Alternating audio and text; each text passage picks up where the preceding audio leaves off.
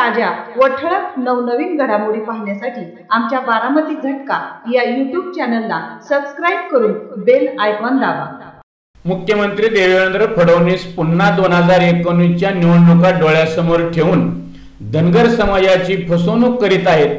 धनगर समाजाची मूळ मागणी घटनेमध्ये धनगर समाजाला एसटीचं आरक्षण अंमलबजावणीची असताना व 2014च्या निवडणुकीत भाजप शिवसेना या दोघांनी लेखी आश्वासन दिलं होतं।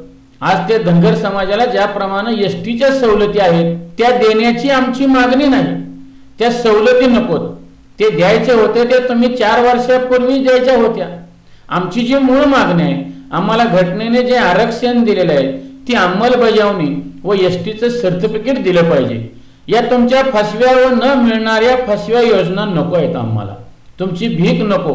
आमच्या घटनेतील एसटी आरक्षणाचा अधिकार पाहिजे आणि तुम्ही बारामतीमध्ये आम्हाला तसे लेखी आश्वासन दिले होते ते पाळलेले नाही।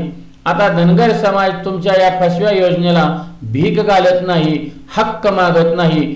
आज मंत्रालयासमोर पत्रकारांना या सरकारचा खोटारडेपणाबद्दल मीडियाला प्रतिक्रिया देताना धनगर समाजाचे नेते माननीय प्रकाश अण्णा शेंडगे तसेच धनगर समाजाचे नेते महाराष्ट्र राज्य धनगर समाज उन्नती मंडळ तथा राष्ट्रवादी काँग्रेस पार्टीचे मुंबई सरचिटणीस बबनराव मदने व धनगर समाजातील कार्यकर्ते मोठ्या संख्येने उपस्थित होते। आदिवासी समाजाला पाहिजे धनगर समाजाला देण्याचा निर्णय या ठिकाणी मुख्यमंत्र्यांनी घेतलेला आहे। आज मंत्रिमंडळ उपसमितीची पहिली बैठक झाली, आपली काय प्रतिक्रिया अगदी थोडक्यात?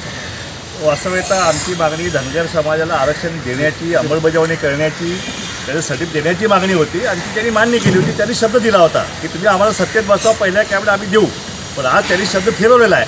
आता थातून वाचून कुठं हॉस्टेलच देतो, कुठं ते घरच बांधून देतो, ही आमची मागणी नव्हती।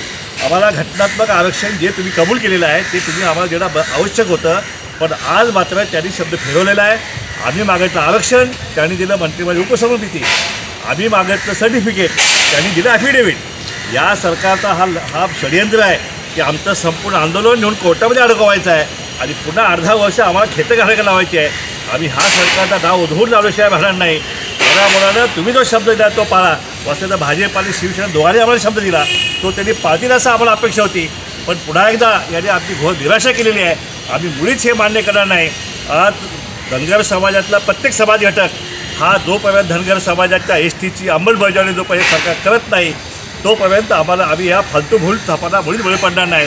आता गाजर दाखवत आहेत, हे सगळं लबाडाघरचं आमंत्रण जेवल्याशिवाय खरं नाही। त्यांना जे आता द्यायचं होतं ते 4 वर्षामध्ये देऊ शकत होते, त्यावेळी त्यांनी का नाही दिलं? आता निवडणुकीच्या समोर हे आम्हाला गाजर दाखवत आहेत आणि म्हणून बऱ्या बोलायला हे आमचं आरक्षण जर त्यांनी दिलं नाही तर मग आमचं आंदोलन हे चालूच राहणार आणि या सरकारला आम्ही सोडू की पळ करून सोडू आणि येणाऱ्या निवडणुकीमध्ये त्यांना नक्कीच त्यांचं पानिपत आम्ही केल्याशिवाय राहणार नाही। काय प्रतिक्रिया?